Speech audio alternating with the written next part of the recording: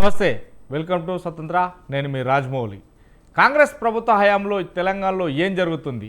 పాలకులు మారిన అవినీతి అక్రమాల్లో మార్పు లేదనే టాక్ వినిపిస్తుంది. మద్యం షాపుల నుంచి సిమెంట్ కంపెనీల వరకు బెదిరింపుల వరకు ప్రజాప్రతినిధుల హస్తం ఉందనే ఆరోపణలు వినిపిస్తున్నాయి. మరి ఇది ప్రజాస్వామ్యమేనా? పాలకులు మారిన పరిస్థితుల్లో మార్పు ఉండదా? ఏ పార్టీ అయినా అవినీతి కామనేనా? ఏ పార్టీకి అయినా ఇది వతంతులు పలుకుతూనే ఉంటారా? ఇదే ఇవాటి బిగ్ టాక్లో చర్చిద్దాం.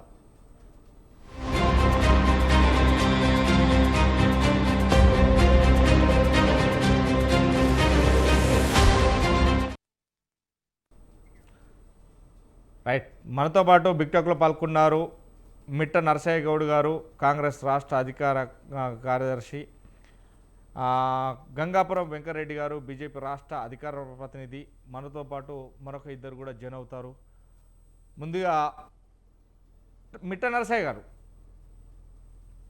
నరసయ్య గౌడ్ గారు, గుడ్ ఈవినింగ్ అండి. Good evening sir. Good evening. Yes, మొత్తం మీద ఇప్పటి వరకు అయితే చూసినాము, గత ప్రభుత్వం హయాంలో ఏం జరిగింది అని తల మార్చుకొని ఇప్పుడు నెవరేసుకునే బదులు ఇప్పుడేం జరుగుతుంది? పార్టీలు మారినా, అధికారం మారినా, ప్రభుత్వాలు మారినా కానీ ఎక్కడ వేసిన గొంగడి అక్కడే ఉన్నట్టుగా ఉంది. ఈ కంపెనీలకు సంబంధించి కూడా మంత్రులే కాదు, మంత్రుల పేసీల నుంచి కూడా వసూల పర్వం మొదలైంది. బెదిరింపులకు గురవుతున్నారు అనేది ఒక వైపు అయితే, కొందరు నాయకుల దగ్గరే మొత్తం అంతా కూడా ఉంచుకుంటున్నారు. కాంట్రాక్టులైనా, పర్వమైనా, ఏదైనా తాను చెప్పిందే నడుస్తుంది, అంతా మా ఇష్టం అనే రీతిలో నడుస్తుంది అనేది ఇప్పుడు ఈ మధ్యలో తెలంగాణలో ప్రజల టాక్. ఎలా చూడొచ్చు?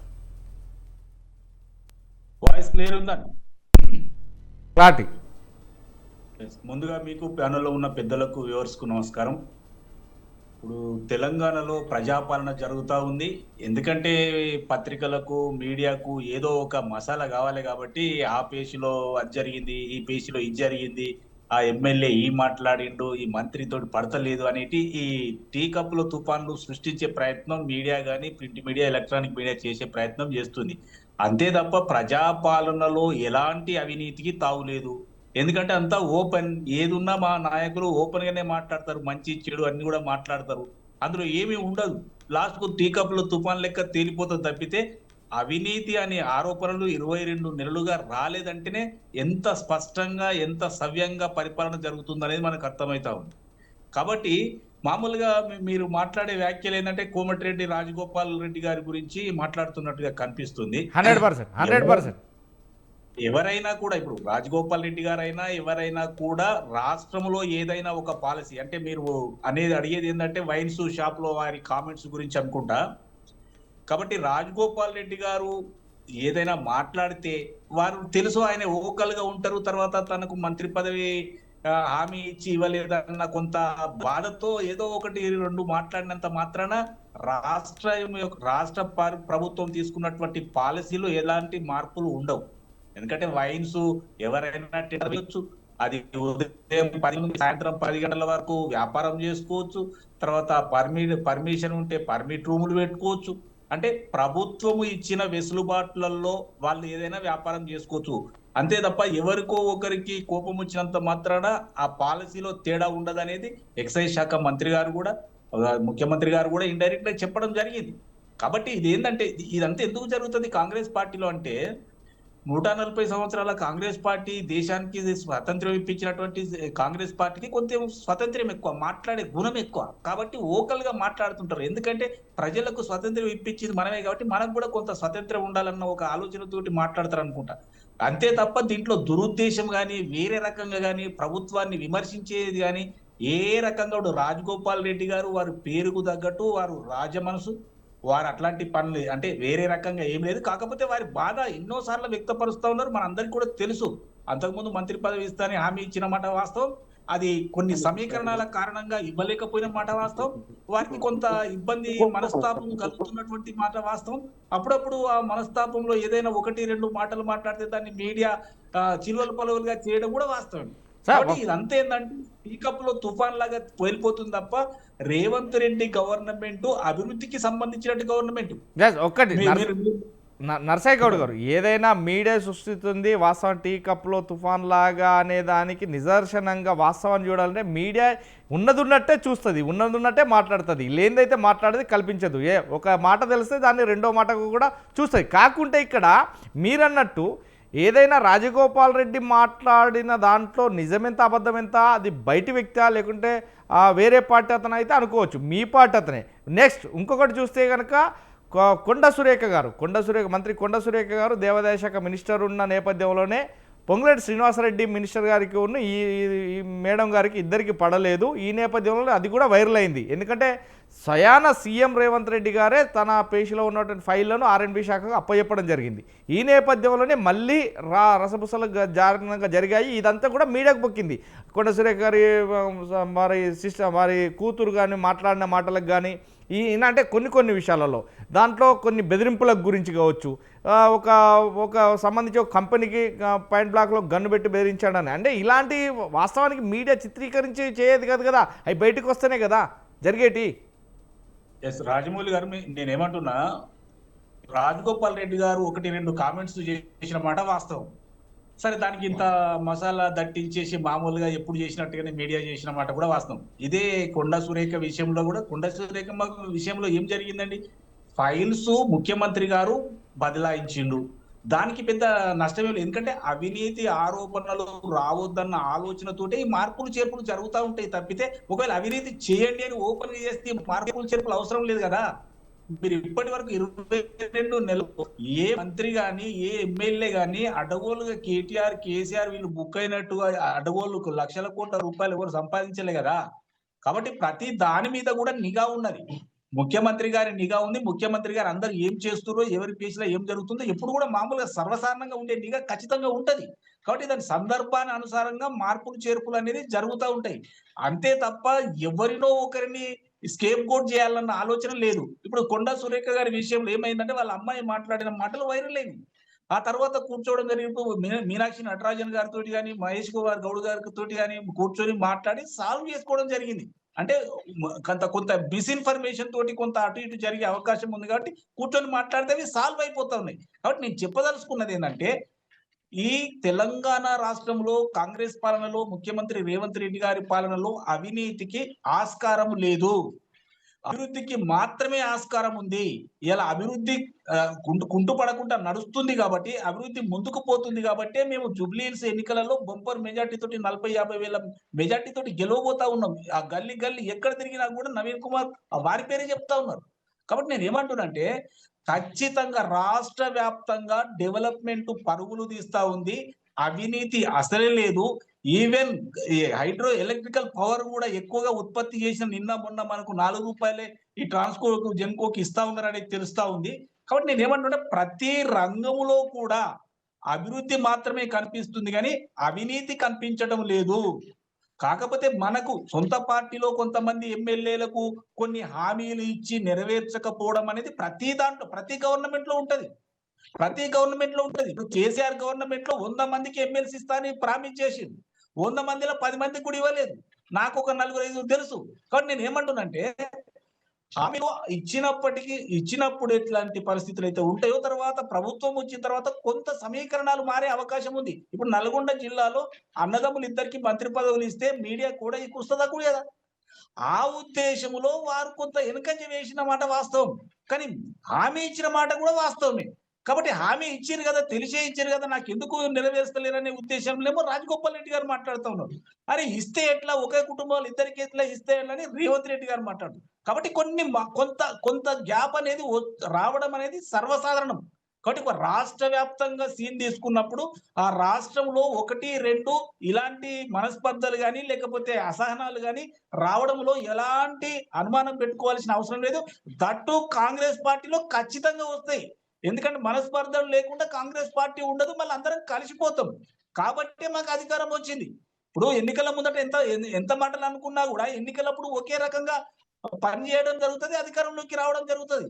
ఇప్పుడు వేరే అమెరికా కానీ ఆస్ట్రేలియా కానీ ఏమనుకుంటా ఉన్నారు, అరే భారతదేశంలో కులాల వారీగా, మతాల వారీగా, ప్రాంతాల వారీగా విరగకూడదామంటే అన్ని మతాలు, అన్ని కులాలు, అన్ని ప్రాంతాల వారు ఒకటే లైన్ మీద వచ్చి మాట్లాడుతూ ఉన్నారు అనేది ఎంతైతే నిజమో, కాంగ్రెస్ ప్రభుత్వంలో ఎవరెన్ని మాట్లాడినా ప్రభుత్వ పాలసీ మాత్రమే ముందుకు పోతుంది.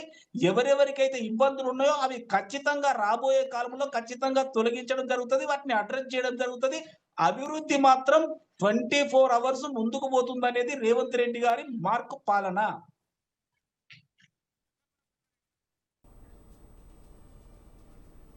గంగాపురం వెంకరెడ్డి గారు నమస్తే, చెప్పండి. ఎస్, ఒక్క నిమిషం. శ్రీనివాస్ గారు మీరు మీ స్క్రీన్ రొటేట్ చేసుకోరా? శ్రీనివాస్ గారు మీ ఫోన్లో స్క్రీన్ రొటేట్ చేసుకోండి. శ్రీనివాస్ గారు, మన గంగాపురం వెంకరెడ్డి గారు చెప్పండి. వెంకరెడ్డి గారు, మనం చూస్తున్నాం ఇప్పటికైతే వాస్తవానికి గత ప్రభుత్వంలో ఏం జరిగినా వాస్తవానికి మద్యానికి సంబంధించి ఒక టెండర్ల విషయంలో 2 లక్షలు పెడితే ఇప్పుడు దాన్ని 1 లక్ష పెంచి 3 లక్షలు పెంచారు. కానీ తెలంగాణలో అంటే బానిసత్వం ఎక్కువవుతుంది.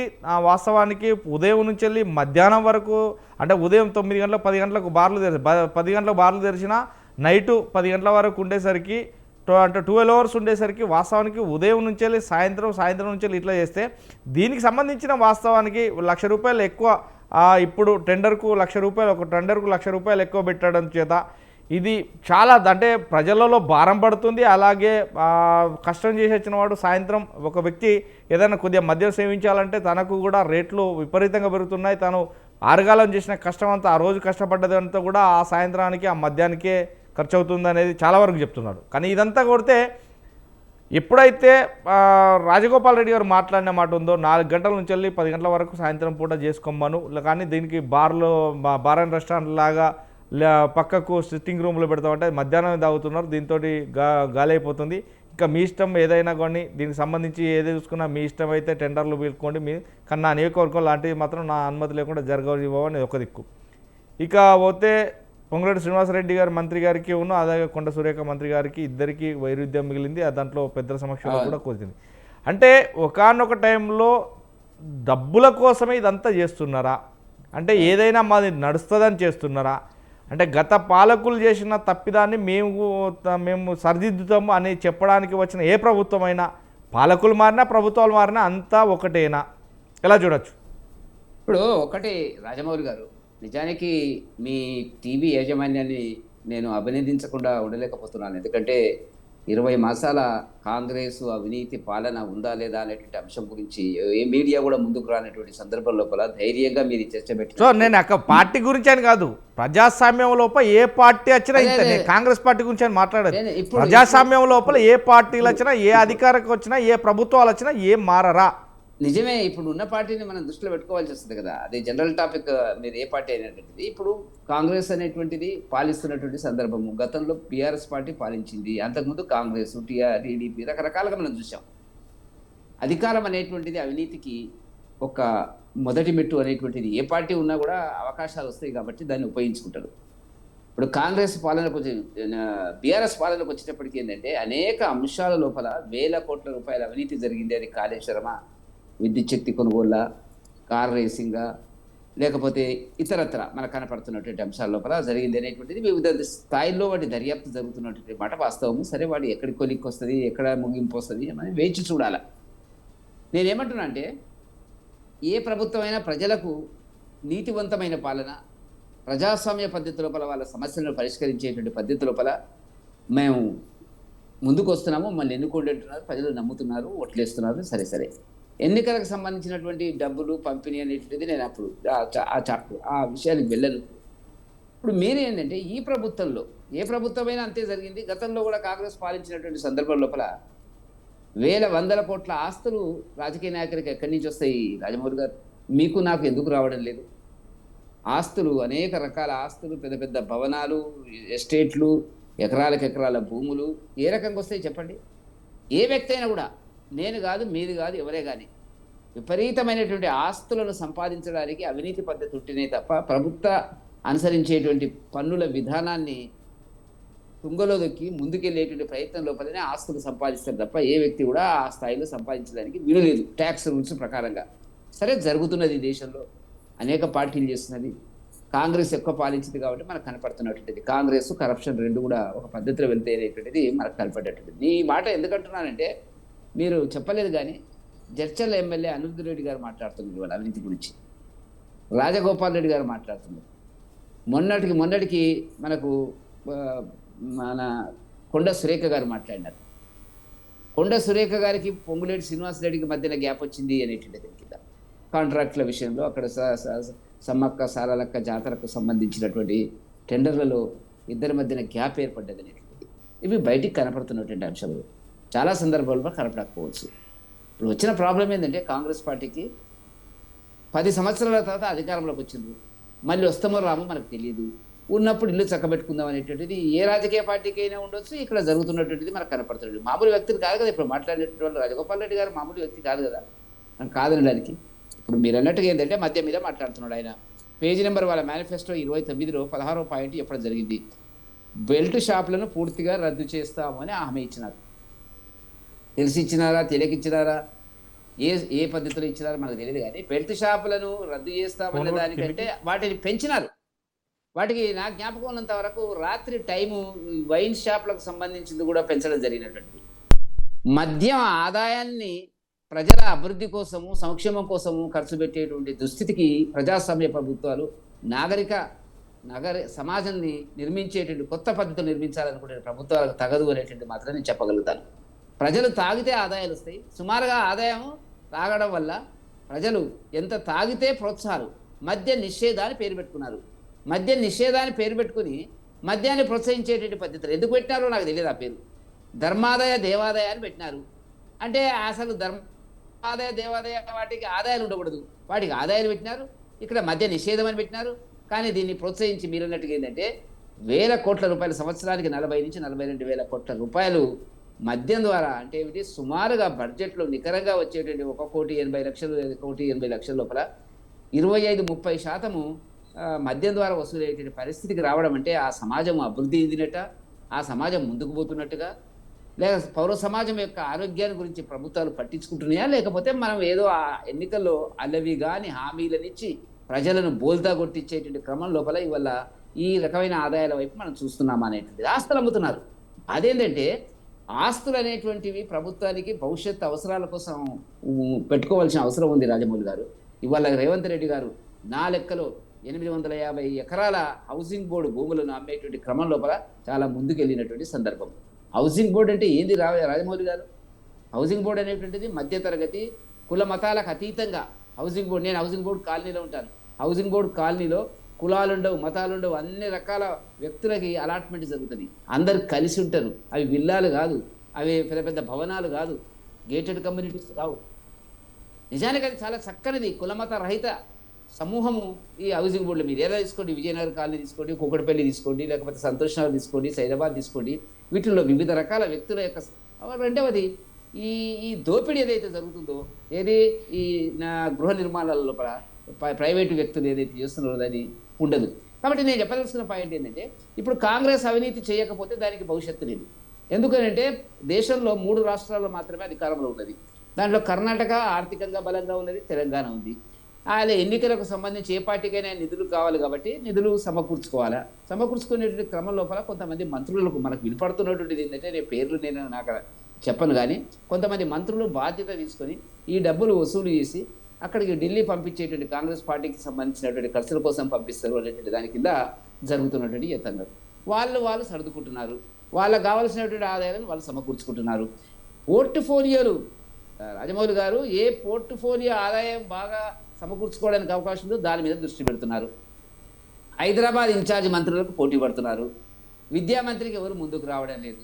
కాబట్టి నేనేం చెప్పదలుచుకున్నానంటే ఈ 3-4 సందర్భాల లోపల అవినీతి అనేటువంటిది 20 మాసాల లోపల మనకు కనపడుతున్నటువంటిది. భవిష్యత్తులో ఇంకా ఎక్కువగా కనపడుతుంది. కేసీఆర్ జమానాలో ఏం జరిగింది? కమిషన్లు. ఇప్పుడు కాంట్రాక్టర్లు ఉన్నారు. కాంట్రాక్టర్ నాకు తెలిసినంత వరకు ఏంటంటే కాంట్రాక్టర్ల డబ్బులు చాలా 200 కోట్లు 300 కోట్లు పెండింగ్లో ఉన్నాయి. ఈ పెండింగ్లో ఉన్నటువంటిని పైరవికారులు తయారైనారు. అది ఎమ్మెల్యేల, మంత్రుల, రాజకీయ నాయకుల, అధికారంలో ఉన్నటువంటి వాళ్ళు వీళ్ళు ఏం చేస్తున్నారు?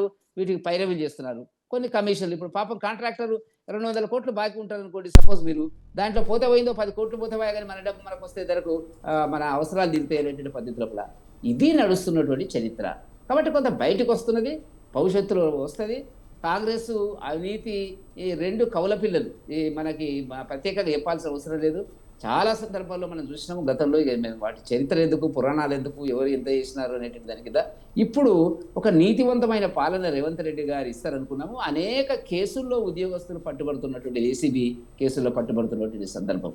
మరి ఉద్యోగస్తులు కూడా ఏమంటున్నారు ఇవాళ రేపటి మాట్లాడితే, వాళ్ళు తింటలేరా? మనం ఒకరిద్దరిని అడిగినప్పుడు ఏమన్నాయంటే, ఏమయ్యా ఏంటంటే వాళ్ళు తింటలేరా, వాళ్ళు తినేది మీకేం తెలుసు.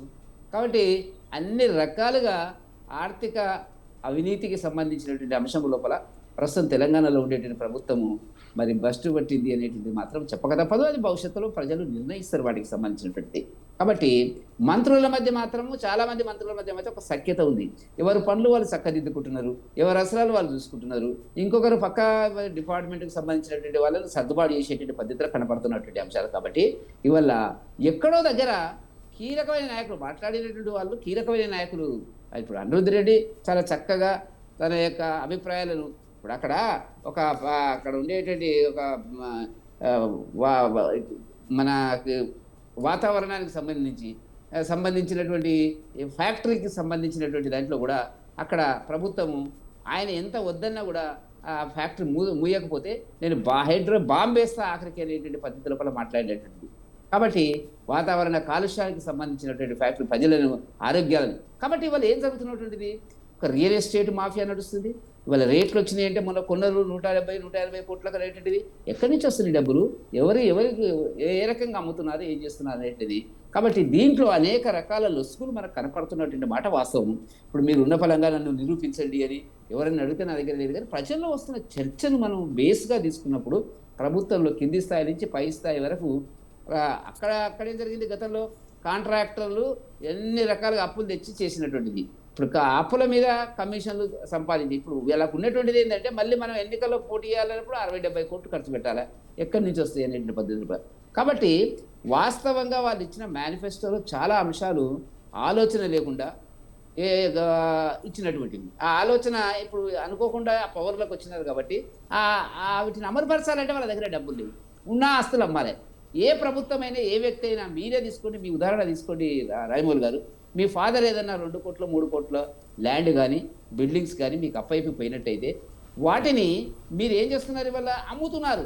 అమ్మి ఏం చేస్తున్నారు, మీ కూతురి పెళ్లికి, మీ అబ్బాయి పెళ్లికి బ్రహ్మాండమైనటువంటి దావతులు ఇచ్చేటువంటి పద్ధతి, మంచి ఆధికారులు కొనుక్కొని తిరుగుతున్నారు. మంచి ఇల్లు, ఒక ఆస్తిని అమ్మి ఖర్చులు పెట్టేటువంటి వ్యవస్థ ఎక్కడైతే తయారవుతుందో వ్యక్తి జీవితంలో కానీ ప్రభుత్వ వ్యవస్థల జీవితంలో మనం ఆలోచిస్తే ఆ ప్రభుత్వం అనేటువంటి దివాలా వైపు ప్రయాణం చేస్తుంది అనేటువంటి చాలా చక్కగా మనం చెప్పేటువంటి ఒక అంశం. కాబట్టి ఆదాయాలు పెంచడం లేదు, ఖర్చులు పెరుగుతున్నాయి. ఖర్చులు పెరగడానికి కారణాలు ఏంటనేటువంటిది, ఆదాయాలు తగ్గింది. ఆ ఆదాయాలకు బదులుగా ఏమొస్తున్నది, ఆస్తులు అమ్ముతున్నారు. విచిత్రమైన పరిస్థితి. ఆస్తులు అమ్మడం మనదేం పోయింది. రేపు చూసినారు కదా, సెంట్రల్ యూనివర్సిటీ ఆస్తులు అమ్మేటువంటి ప్రయత్నం లోపల. ఇప్పుడు నేను ఇంతకుముందు చెప్పినట్టుగా మంచి ల్యాండ్స్ వెనకడికి హౌసింగ్ బోర్డుకు హైదరాబాద్కు దూరంగా ఇచ్చిన ల్యాండ్స్కి విలువలు వచ్చినాయి, వాటిని అమ్ముతున్నారు. ఎక్కడ దొరికితే అక్కడ కూకట్పల్లిలో 100 గజాలు 200 గజాలు అనేటువంటిది మార్కెట్ రేటు ప్రకారంగా అమ్ముతున్నారు. అది పేదవాళ్ళకి, మధ్యతరగతి ప్రజలకు మీరు ఏదో ఒక రేటుకి ఇస్తే అది బాగుండేది కదా. టెండర్ కాల్ చేసి అమ్ముతున్నటువంటి పరిస్థితి కనపడుతుంది డెవలప్డ్ అయినటువంటి కాలనీల కూడా. కాబట్టి ప్రభుత్వాలకు ఒక ఆర్థిక విధానం లేదు. ఆర్థిక విధానం ఇచ్చిన హామీలకు ఏం చేయాలని అర్థం కానిటువంటి పరిస్థితి లోపల ఇవ్వడం, హామీలు ఇచ్చే ముందు ఆలోచన లేదు, ఓట్ల కోసం ఎట్లయితే మనకి. కాబట్టి ఇవాళ ప్రభుత్వం మీద ప్రజల్లో చర్చ జరుగుతున్న మాట వాస్తవము. దాన్ని భవిష్యత్తులో ఏం జరగబోతుంది అనేటువంటిది కీలకమైన వ్యక్తులు. ఇది ప్రతిపక్ష పార్టీలు, ఏ ప్రతిపక్ష పార్టీ కూడా ఇంతవరకు మీరు అవినీతి చేస్తున్నారలే. కాంగ్రెస్లో ఉండేటువంటి రాజగోపాల్ రెడ్డి లాంటి వ్యక్తులు కొంత నికార్సైన, నిర్మమాటంగా, విలువలు కలిగినటువంటి, ఏ పార్టీ అయినా కానివ్వండి, ఆయన విలువలు కలిగి ఉన్నది ఉన్నట్టుగా మాట్లాడేటువంటి రాజగోపాల్ రెడ్డి మాటలు ప్రభుత్వం ఏ స్థాయిలో పనిచేస్తుంది రేవంత్ రెడ్డి గారి ప్రభుత్వం అని ఆలోచించడానికి ఒక అవకాశము, అవసరం ఏర్పడ్డదని చెప్పి మేము భావిస్తున్నాం. రైట్. వేల్పూరి శ్రీనివాసరావు గారు విశ్లేషకులు కూడా మనతో జాయిన్ అయ్యారు. శ్రీనివాసరావు గారు, మీ ఫోన్ను కొద్దిగా రొటేట్ చేసుకుంటారా? ఆటో రొటేషన్ ఆన్ చేసుకుంటారా?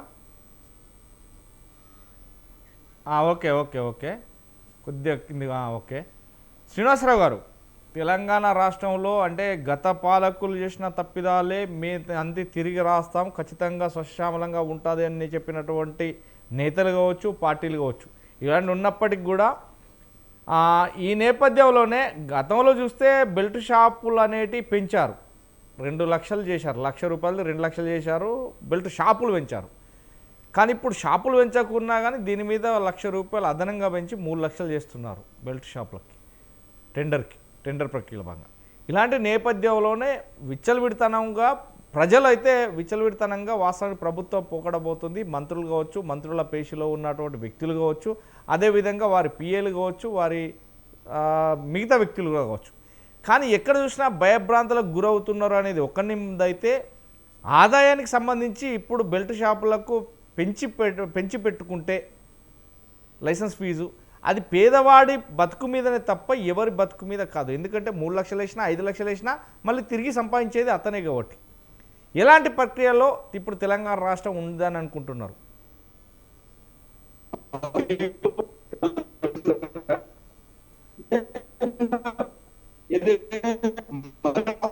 మీ వాయిస్ క్లారిటీ లేదండి శ్రీనివాసరావు గారు, మీ వాయిస్ క్లారిటీ లేదు. నెట్ కరెక్ట్ లేదనుకుంటాను, ఒక్కసారి చూసుకోరా.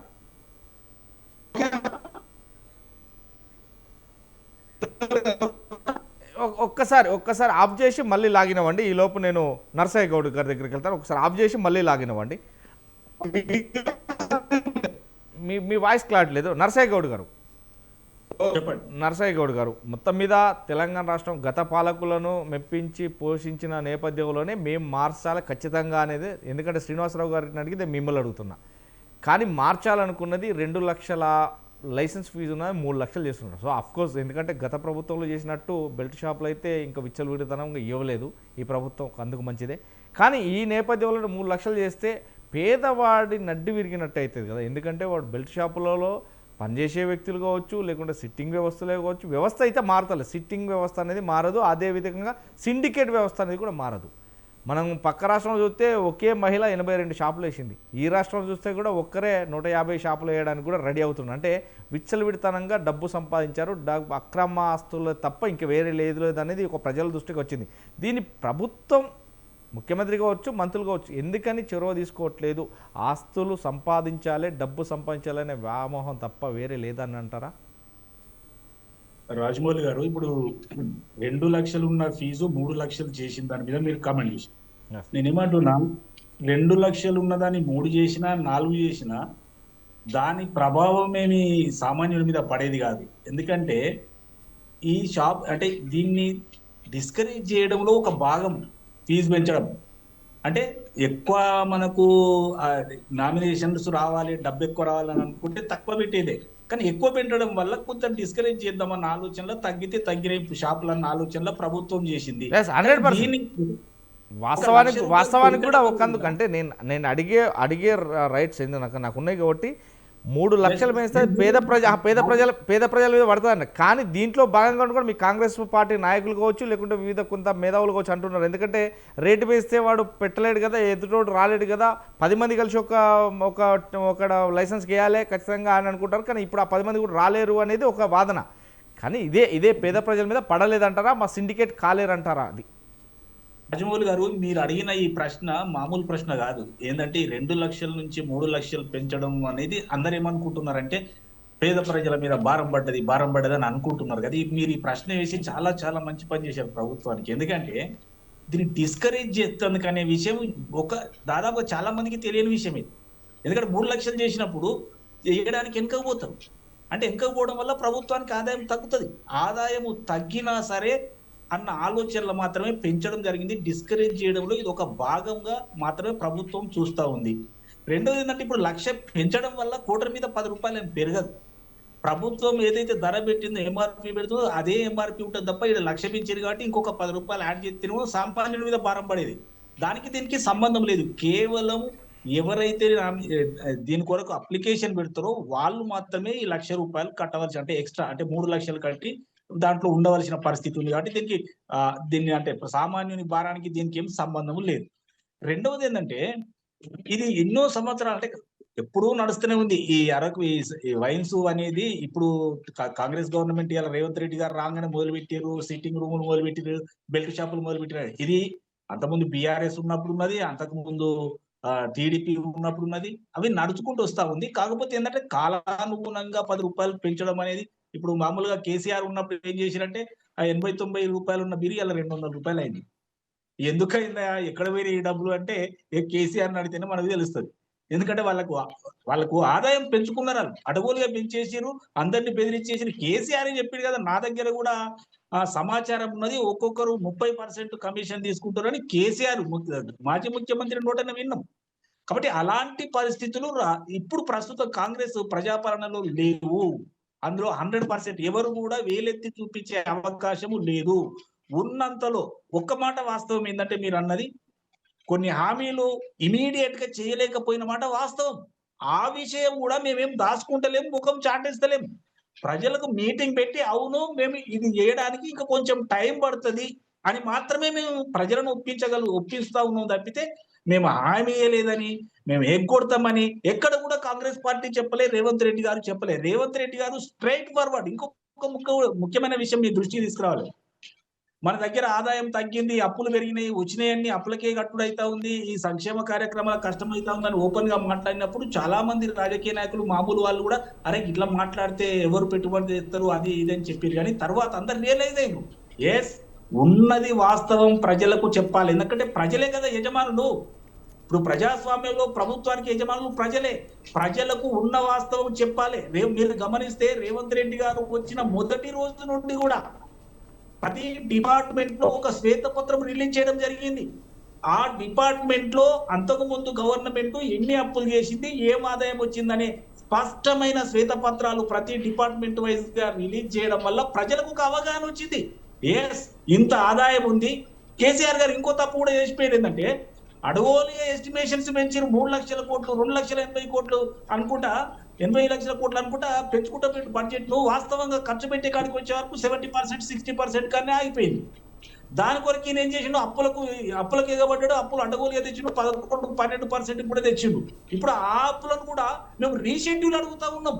అంటే ప్రభుత్వానికి 5%, 6%, 7% లోపల బ్యాంకులు ఇచ్చే సంస్థలు ఉన్నప్పుడు కేసీఆర్ గారు అడగోలుగా 11-12 కూడా అడగోలుగా తెచ్చి ఖర్చు పెట్టి ఏమైందో కూడా తెలియని పరిస్థితి. ఇలా కేసీఆర్ కుటుంబ సభ్యులైనటువంటి కవితనే చెప్తా ఉంది, హరీష్ రావు గారు దోసుకున్నారు, హ్యాపీ రావు గారు దోసుకున్నారు అంటే మేమే కూడా దోసుకున్నది, కేసీఆర్ కూడా దోసుకున్నారు. కేసీఆర్కి ఏం తెలియదు, కేసీఆర్ మంచివారు, మిగతాళ్ళంతా దొంగలు అంటే కేసీఆర్ కు తెలియకుండా వారి హయాంలో ఏ పని కూడా జరగలేదనేది చిన్న పిల్లగాన్ని అడిగినా చెప్తారు. అంటే అవినీతికి ఆద్యుడు కేసీఆరే. అరే ఒక 10 సంవత్సరాల కింద వాళ్ళ ఆస్తులను, 10 సంవత్సరాల తర్వాత వాళ్ళ ఆస్తులను చూస్తే అడగోలు లక్షల కోట్ల రూపాయలకి ఎగిపోయారు కదా. కొన్ని అయితే శ్మశాన వాటికల మహాప్రస్థానంలో దాంట్లో ఏదైతే పూర్తి పెట్టేది, ఈ అస్థికలు పూర్తి పెట్టేదంటే కూడా డాక్యుమెంట్లు దొరికినాయి అనేది మనకు స్పష్టంగా తెలుస్తా ఉంది కదా. కాబట్టి నేను ఏమంటున్నానంటే బీఆర్ఎస్ గవర్నమెంట్ లో జరిగినంత అవినీతి కానీ, అక్రమాలు కానీ, ఇవి కానీ ఏవి కూడా మా దగ్గర జరుగుతలేవు. పరిపాలన సవ్యంగా ఉంది. కాబట్టి ఇంకొకటి ఏంటంటే, కేసీఆర్ గారు పోయిన 10 సంవత్సరాలలో డిఎస్సి వేసి టీచర్లను రిక్రూట్ చేయలేదు. ఇక టీచర్లు లేకపోతే బడులు ఎక్కడ ఉంటాయని ఒక 3,000 స్కూళ్లను మెర్చి చేసిండు.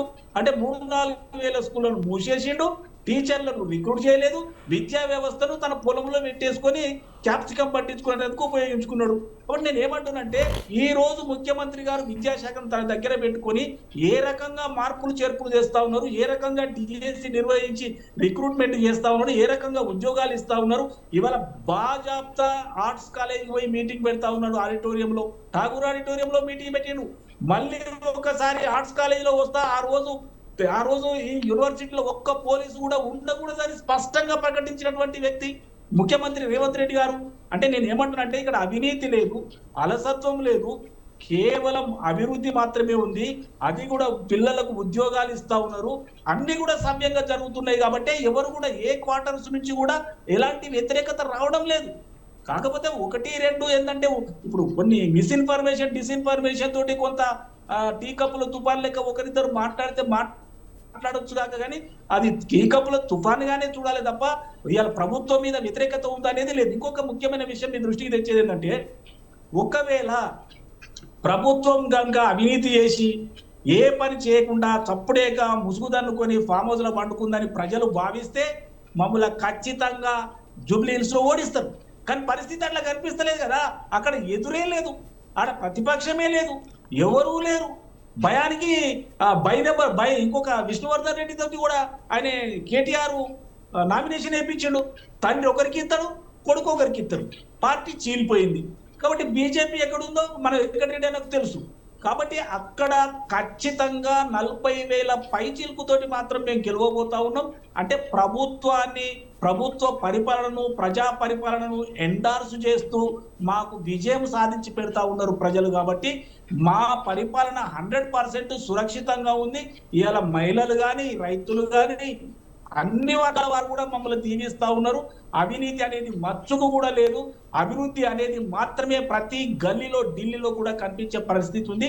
అందుకే మాకు అనుకూలంగా ప్రజలు వేస్తా ఉన్నారు ఓటు. ఇంకొక మాట కూడా వచ్చింది, ఏదైతే నరసయ్య గౌడ్ గారు కాంగ్రెస్ ప్రభుత్వం అంటే దోపిడీ వాళ్లకు, డబ్బులు సంపాదించే వాళ్లకు అమ్మమ్మ లాంటి ఇల్లు, మేనమామ లాంటి ఇల్లు, ఎందుకంటే ఎన్ని తప్పులు చేసినా కానీ సరిదిద్దుకపోతుంది నాయకులు, మంత్రులు కావచ్చు. అసలు మంత్రుల మాట అయితే అధికారులు కొంతమంది విన్నట్లేదు, ఏం చేసుకుంటావో చేసుకో అనే రీతిలో ఉన్నారు అనేది ఇది ప్రజల టాక్ అంటే ఈ మధ్య రోజులలో. రాజమౌళి గారు నేను ఏమంటున్నానంటే, ఇప్పుడు చాలా మంది మీరన్న మాట అంటారు, మీరు అన్నారని కాదు కానీ జనరల్ గా అనేది ఏంటంటే కాంగ్రెస్ అవినీతి కౌల పిల్లలని చాలా మంది చెప్తా ఉంటారు. కానీ అది పచ్చి అబద్ధం అండి. నేనేమంటున్నా, 1947లో మనకు స్వతంత్రం వచ్చింది. చాలా సంవత్సరాలు మేమే పరిపాలించినాము, ఈ దేశాన్ని నిలబెట్టినాము. ఈ దేశంలో ఉన్న అభివృద్ధి కానీ, ఏదైనా రోడ్లు కానీ, ఇండ్లు కానీ, ఏవైనా కానీ శాస్త్ర సాంకేతిక పరిజ్ఞానంతో సహా ఎవ్రీథింగ్ మేము చేసిందే. వేరే పార్టీ వాళ్ళు అడపాదడప వచ్చి వాళ్ళు చేసింది పెద్దగా ఏమీ లేదు. ఎందుకంటే చాలా సంవత్సరాలు మేమే పరిపాలించినాం. ఈ దేశాన్ని నిలబెట్టినటువంటి ఘనత మాది. కాబట్టి మమ్మల్ని అదోటి ఇదోటి అనడంలో పెద్ద తప్పు లేదు, ఎందుకంటే అంటూ ఉంటారు. కానీ వాస్తవం ఏంటంటే 2014 కంటే ముందట యూనియన్లో 56 లక్షల కోట్ల రూపాయల అప్పు ఉంటే ఈరోజు 256 లక్షల కోట్ల రూపాయల అప్పు కేవలం 10-11 సంవత్సరాలలో 56 నుంచి 256కి వెళ్ళిపోయింది. మరి ఎక్కడ ఖర్చు పెట్టింది ఇదంతా? మరి అవినీతి పాలైందనేది స్పష్టమే కదా. అంటే జనము దగ్గర గుంజుకోవడం కాదు, ఏకంగా బడ్జెట్నే రూపుమాపే పరిస్థితి ఉంది, బడ్జెట్నే పక్కదారి పట్టించే పరిస్థితి కనిపిస్తూ ఉంది ఇక్కడ. కాబట్టి కొంత పేద ప్రజలకు ఇండ్లు కట్టించమంటే చేత కాదు, కానీ 15 లక్షల కోట్లు, 16 లక్షల కోట్ల రూపాయలు బడాబాబులకు ఇది మాఫీ చేయమంటే వీలైతుంది. అంటే అవినీతి అనేది రూపాంతరం చెందుతూ ఉంది. అవినీతి అవినీతి అని అనడమే తప్ప అవినీతి చేసేవాళ్ళు వేరే వాళ్ళు, కాంగ్రెస్ వాళ్ళు కాదు. నిజంగా కాంగ్రెస్ కనుక అవినీతి చేస్తే 500 లక్షల కోట్ల రూపాయలకు పోవాలి అప్పు, కానీ 56 లక్షల కోట్లకే పోయింది అన్ని సంవత్సరాల్లో. కేవలం 10-11 సంవత్సరాల్లో ఇంకొక 200 లక్షల కోట్ల రూపాయల అప్పు పెరిగిందంటే అవినీతి పరులు ఎవరు మీకు అర్థమైతే లేదా? ప్రజలు కూడా ఆలోచన చేయాలి ఈ దిశగా. ఒక ఊత పదంగా కాంగ్రెస్ అంటే అవినీతి ఏడ చేసిందండి కాంగ్రెస్ ఉన్నంత కాలం కరెక్ట్ గానే ఉంది కదా బడ్జెట్. కేవలం 50-60 సంవత్సరాలు పరిపాలించినా కూడా 56 లక్షల కోట్ల అప్పు దాటలే కదా. కేవలం 11 సంవత్సరాలు పరిపాలిస్తే 200 లక్షల కోట్ల అప్పు పెరిగింది కదా. పెరిగినంత అభివృద్ధి ఎక్కడ ఉన్నది? ఎవరికేం చేసిరండి? ఇక ఇట్లా చెప్పుకుంటూ పోతే చాలా ఉంది కథ. కాబట్టి నేను ఏమంటా అంటే కాంగ్రెస్ పార్టీ అవినీతి పార్టీ కాదు అనేది స్పష్టం. ఈరోజు సోనియా గాంధీ గారు కానీ, రాహుల్ గాంధీ కానీ, ప్రియాంక కానీ, ఇంకెవరైనా కానీ ఎవరు కూడా ఆస్తులు సంపాదించుకుంటే చూస్తలేరు. వారు ఏంటంటే ఈ భారతదేశాన్ని కలిసికట్టుగా కలిపి అందరినీ నిలబెట్టి అభివృద్ధికి తోడ్పడాలన్న ఏకైక ఆశయంతో ఉన్నటువంటి పార్టీ గాంధీ కుటుంబం. అంతే తప్ప వాళ్లకు డబ్బుతోటి అవసరం లేదు, ఈ పేద ప్రజల ఆదరాభిమానాలే అవసరం. కాబట్టి ఇతర పార్టీలు ఇలాంటి పనులు చేస్తాయి, ఆరోపణలు మాత్రం మా మీద చేస్తాయి. డబ్బులు తినేది ఆ పార్టీలు, ఆరోపణలేమో కాంగ్రెస్ పార్టీకి. కాబట్టి ప్రజలు కూడా ఈ దిశగా ఆలోచన చేయాలి. ఎందుకంటే ఎందుకు పెరుగుతా ఉంది ఈ బడ్జెట్, ఎందుకు అప్పులు పెరుగుతా ఉన్నాయి, ఈ పెరిగిన అప్పులు ఎక్కడ పోయినాయి, ఈ పెరిగిన అప్పులకు ఈక్వల్ గా అభివృద్ధి జరిగిందా లేదా, లేకపోతే వీళ్ళు ఉన్నటువంటి టైంలో వీళ్ళ ఆస్తులు ఎందుకు పెరిగినాయి అని ఆలోచన చేసినప్పుడు ఖచ్చితంగా కాంగ్రెస్ ఎంత పవిత్రంగా ఉందో, ఎంత బాగా పరిపాలన చేస్తుందో, రేవంత్ రెడ్డి గారి అభివృద్ధి పదంలో ఎలా దూసుకుపోతుందో ఖచ్చితంగా వాళ్ళకి అర్థమవుతుంది. రైట్ శ్రీనివాసరావు గారు మీ ఆడియో మీట్లో ఉన్నట్టుంది, ఒకసారి చూడ.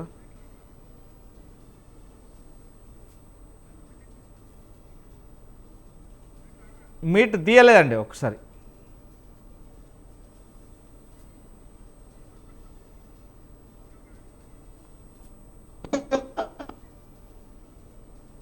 మీ వాయిస్ క్లారిటీ వినబడుతుందా నా వాయిస్ మీకు? మీ వాయిస్ క్లారిటీ లేదండి, మీ వాయిస్ అయితే క్లారిటీ లేదు. కానీ పీసీఆర్ శ్రీనివాసరావు గారిని ఫోన్ ఇన్లోకి తీసుకోండి. పీసీఆర్ ఎస్ ఒక్కొక్క మన ఇది మొత్తం మీద ఏదైతే ఇప్పటి వరకు ప్రజలకు స్వచ్ఛమైన పాలన అందిస్తున్నాం, ఖచ్చితంగా ఎప్పటికీ ముందంజలోనే ఉంటాం, ఎక్కడ కూడా భేషజాలకు పోము. ఖచ్చితంగా ప్రజలు బాగుంటేనే ప్రభుత్వం బాగుంటుంది. ఎక్కడ కూడా ఇప్పుడు తెలంగాణలో ప్రజాపాలన మొదలైంది, వాస్తవానికి ముందు ఓడుతుందనే తరుణంలో అయితే ఉంది. గంగాపురం వెంకరెడ్డి గారు, చెప్పండి. తెలంగాణలో కాంగ్రెస్ పార్టీ ఇప్పుడు మీరైతే విన్నారు, ఏదైతే నరసయ్య గౌడ్ గారు అంత కులవశంగా క్లారిటీగా ఇచ్చారు. కానీ ఎక్కడ ఏం జరిగినా గత పాలకులు చేసిన తప్పిదాలే ఇవన్నీ కూడా మేము చేస్తున్నాం. కాంగ్రెస్ పార్టీలో మచ్చలేదు, మనుషులకు కూడా అలాగనే ఉంది. అలాంటివి అంటే బెషజాలంటే చిన్న చిన్న పొరపాట్లు ఏమైనా జరిగితే కూడా అవి కూర్చొని సరిదిద్దుకుంటూ పోతాయి అనేది ఉంది. కానీ ఇదంగా నిజమే అయితే పాలకులు ప్రభుత్వాలు మారిన అవినీతి మాత్రం అలాగే కొనసాగుతుందనే తపన మాత్రం వస్తుంది. దానికి మీరేమంటారు? ఒకవేళ అఫ్కోర్స్ ఈ పార్టీ కాకపోయినా ఇంకే పార్టీ అయినా ఏ ప్రభుత్వం వచ్చినా కంటిన్యూ పోవాల్సిందేనా? ఒకటి రాజమౌళి గారు, ఇప్పుడు నరసయ్య గౌడ్ గారు చాలా విషయాలు చెప్పినారు, ఆదర్శంగా మాట్లాడినాడు. 55 ఏళ్ళ చరిత్రలో పాలనలో దేశంలో అవినీతి లేకపోతే, అవినీతి అది లాలు ప్రసాదా లేకపోతే డిఎంకేకి సంబంధించిందా, ఇక రకరకాల అవినీతి ఉన్నది. ఇక చర్చకు నేను పోను. కానీ ఈ కేసుల్లో ఇరుక్కొని ఇలా 3 రాష్ట్రాలకు పరిమితమైన ఉంది. ఇంతకుముందు చెప్పినట్టుగా ఎందుకు వాళ్ళని ప్రజలు పక్కకు పెట్టినారండి? వాళ్ళ పాలనలో ఉండేటువంటి ఇప్పుడు ఇక్కడ చర్చ తెలంగాణలో జరుగుతున్నటువంటిది ఏ అపోజిషన్ లీడర్స్ మాట్లాడలే. కొండ సురేఖ గారు మాట్లాడారు. కొండ సురేఖ ఫ్యామిలీ మెంబర్ సుష్మిత మాట్లాడింది. రేవంత్ రెడ్డి కుటుంబ సభ్యుల మీద మాట్లాడింది. ఏం జరుగుతుంది అనేటువంటి దాని గురించి మాట్లాడింది. మీరంతా కాబట్టి కాంప్రమైజ్ అయింది.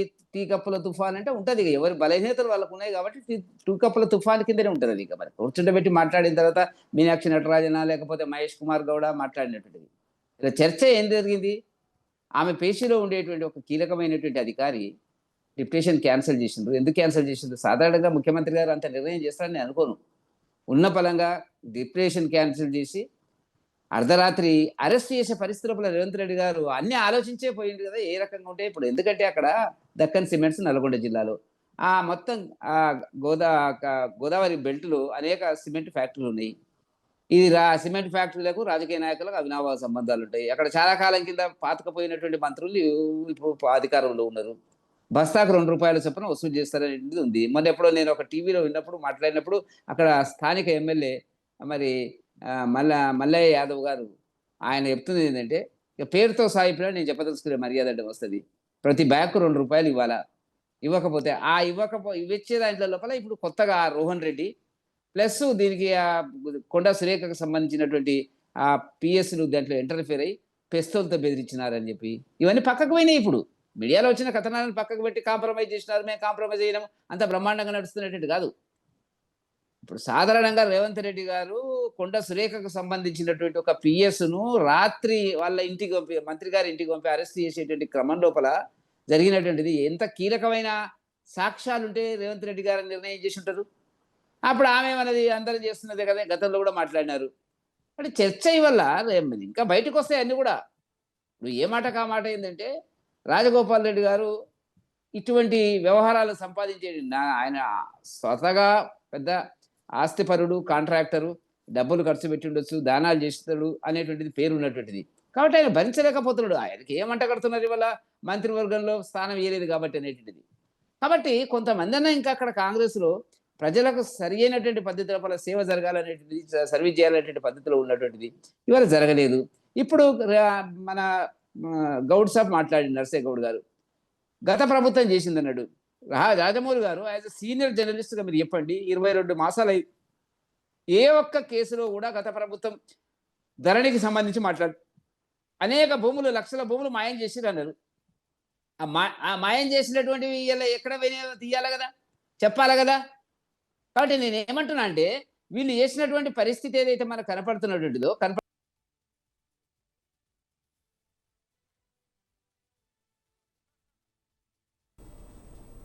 శ్రీనివాసరావు గారు నమస్తే, వినపడుతుందా? ఇంటమడుతుంది. తెలంగాణ రాష్ట్రంలో ఇప్పటి వరకు అయితే చూస్తే పాలకులు మారినా ప్రభుత్వాలు మారినా కానీ అవినీతి పరులు మాత్రం మారలేదు. అవినీతి పరులు మారలేదంటూ కూడా ప్రజాక్షేత్రంలో ఖచ్చితంగా ప్రజలు నిలదీస్తున్నారు, ప్రజలు చెప్తున్నారు. కానీ ఇది ఎవరు కూడా పట్టించుకునే ఆధారాలు పోలేదు. ఇప్పటికైనా తెలంగాణ ప్రభుత్వంలో మంత్రులు కావచ్చు, సీఎం కావచ్చు మారాలి. ఎందుకంటే 2 లక్షలకు ఉన్నటువంటి నేపథ్యంలో అది 3 లక్షలు చేశారు. కానీ ఈ నేపథ్యంలోనే సీఎం పేషీలో కావచ్చు, లేదంటే మంత్రుల పేషీలో కావచ్చు కొంతమంది ఉన్నటువంటి వ్యక్తులు భయభ్రాంతులకు గురి చేస్తున్నారు అనేది అంటుంది. అంటే నిజంగా ప్రభుత్వాలు మారినా కానీ మనుషులు మారలేదా, లేదు అంటే రాజరికాలు మారినా కానీ వాళ్ళ గుణాలు మారట్లేదా? ఎలా చూడొచ్చు? డెఫినెట్ గా ప్రభుత్వంలో అవినీతి ఉంటే మటుకు రేపు జూబ్లీస్ ఎన్నికల్లో మటుకు దాని ఎఫెక్ట్ కనపడుతుంది. డెఫినెట్ గా 100% కనపడుతుంది. అయితే ఇక్కడ అధికారులు పాత వాళ్ళే ఉంటారు. ప్రభుత్వం మారినా ఎమ్మెల్యేలు, ఎంపీలు, మంత్రులు, ముఖ్యమంత్రి గారు ఉన్నా కూడా కొంతమంది అధికారులకి అవినీతి వాసన ఏదైతే ఉంటుందో అది పోవాలంటే కఠినమైన చర్యలు తీసుకోవాలి. ఏ అధికారులు చేసినా అవినీతికి దూరంగా ఉన్న వ్యక్తులు మాత్రమే జిల్లా కలెక్టర్లుగా, ఎస్పీలుగా నియమించాలి. కానీ వాడు మనవాడే అని చెప్పేసి ఎక్కడన్నా మన ఫోకల్ పోస్ట్ ఇస్తే మటుకు డెఫినెట్ గా ప్రభుత్వాన్ని బదనాం చేస్తారు. రేవంత్ రెడ్డి గారు ఎన్ని చర్యలు తీసుకున్నా మంత్రులు కానీ అక్కడున్న ఎమ్మెల్యేలు, ఎంపీలు సరిగ్గా యాక్ట్ చేయకపోతే ప్రభుత్వం చెడ్డ పేరు వస్తుంది. తర్వాత మీరు చెప్పారు రాజగోపాల్ రెడ్డి గారు రాత్రి 10 గంటల వరకు వైన్ షాపులు అవసరం లేదు, ఈవినింగ్ 5 o'clock 6 o'clock క్లోజ్ చేయాలి అని చెప్పడం కూడా జరిగింది. అయితే గ్రామీణ ప్రాంతాల్లో చాలా మంది పేదవారు సాయంత్రం అయిన తర్వాత డెఫినెట్ గా ఈ లెక్కర్ తీసుకోవడం ఇవన్నీ కూడా మనం చూస్తూ ఉంటాం.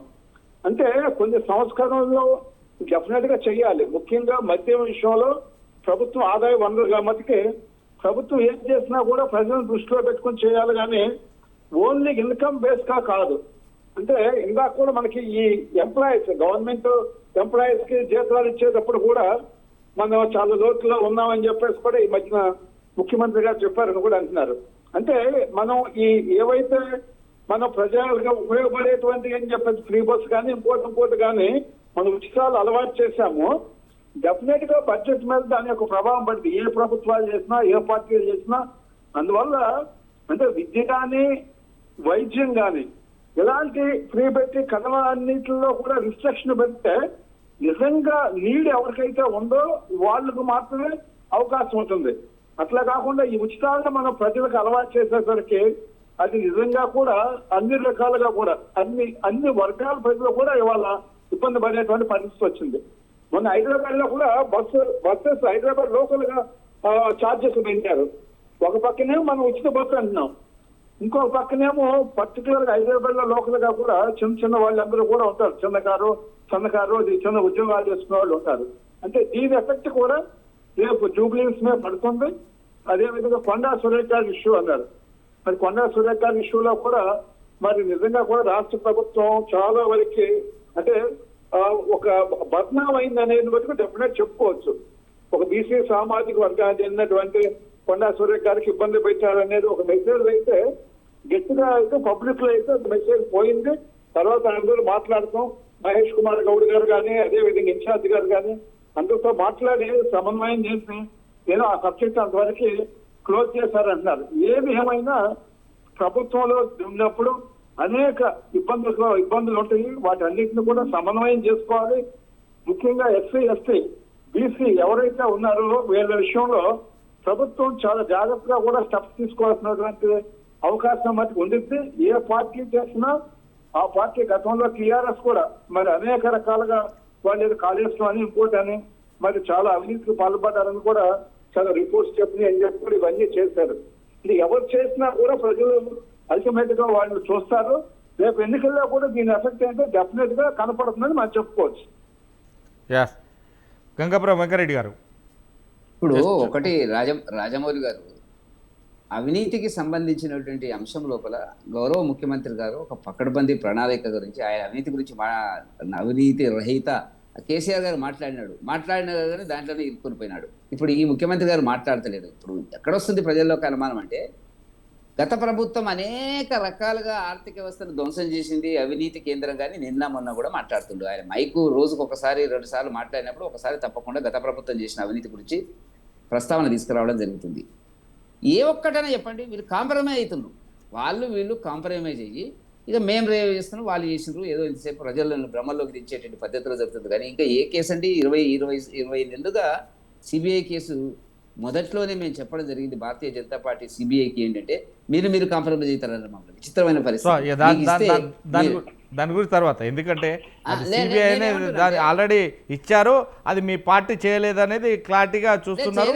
అది ఎక్కడ వాళ్ళు లేదు అనేది నిరూపించిన నేపథ్యం ఉంది. చేయలేదు అనేటువంటిది పొద్దున్నే లేచి సిబిఐ మనకు బ్రీఫింగ్ ఇయ్యదు, వాళ్ళ పద్ధతిలో వాళ్ళు చేస్తారు. ఇంకా కొంతకాలం చూసిన తర్వాత మన అభిప్రాయానికి వస్తే అది ఒక అర్థం ఉంటుంది అని. మిగతా అనేక కేసులు ఉన్నాయి. అవినీతికి సంబంధించిన గత ప్రభుత్వం యొక్క కేసులలో ఏ ఒక్క దాంట్లో కూడా ఎఫ్ఐఆర్ రేవంత్ రెడ్డి గారు జారీ చేశారు. ఎందుకంటే వాళ్ళు ప్రయాణం చేస్తుంది అదే ప్రయత్నం. ఇక ఎంతకంటే ఎక్కువ మనం ఏం చెప్తామండి, అన్నీ బయటకు వస్తాయి. ఇంకో సంవత్సరం 2 సంవత్సరాల లోపల ఏం జరుగుతుంది అనేటువంటిది. సరే, ప్రజలు కోరుకుంటున్నది ఏంటంటే ఒక అవినీతి రహిత ప్రజాస్వామ్య పద్ధతి అనేటువంటిది ప్రజా కోణంలో పౌర సమాజం స్పందించాలా, ఆ కోణంలో జరగాలని చెప్పి మనం కోరుకుందాం.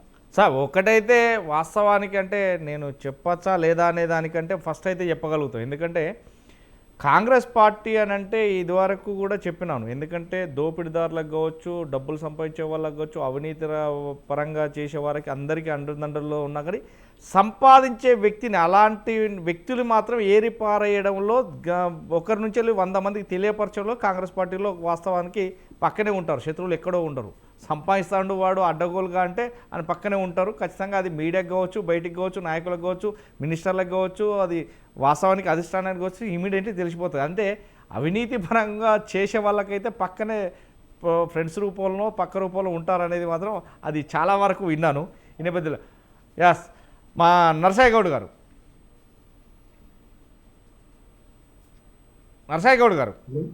చెప్పండి సార్, చెప్పండి. లాస్ట్ ఎందుకు అనంటే కాంగ్రెస్ పార్టీ అంటేనే అందరికీ వెన్నుదండగా ఉండే నేతృత్వం ఉంది. ఖచ్చితంగా ఈ పార్టీ వస్తే మనకు బతుకులు బాగుంటాయని ఓట్లేసి గెలిపించినటువంటి వాస్తవానికి కూడా మనం చూసినాం. ఎందుకంటే హైదరాబాద్ సిటీలో తప్ప మిగతా ఆ జిల్లా లోపల ఏకతాటిపైకి వచ్చినటువంటి నేపథ్యం ఉంది. కొత్త వాళ్ళని గెలిపించారు, పాత వాళ్ళని గెలిపించారు, అన్ని రకాలుగా చూస్తున్నాం. కానీ ఇలాంటి మళ్ళీ ప్రజల వద్దకు పోవాలి, ప్రజలలో ఇలాంటి ఆలోచన రాకుండా ఉండాలంటే ఏం చేయాలి? ఒక్క నిమిషం. ఇప్పుడు ప్రజలకు ఒక క్లారిటీ వచ్చింది. గత 20 నెలలుగా ఈ కాంగ్రెస్ పరిపాలన ఎలా ఉంది అనే దాని మీద ఒక క్లారిటీ తోటి ఉన్నారు. లేదు అనంటే ఇప్పటికే ఎన్నో ఉద్యమాలు బయటకు వచ్చేటి. ఎందుకంటే గత ప్రభుత్వం ఏం చేసింది, ఈ ప్రభుత్వం ఏం చేస్తా ఉంది, గత ప్రభుత్వం చేసినట్టు అటువంటి అవినీతి ఇప్పుడు జరుగుతుందా లేదా అనే దాని మీద ఒక క్లారిటీ తోటి ఉన్నారు.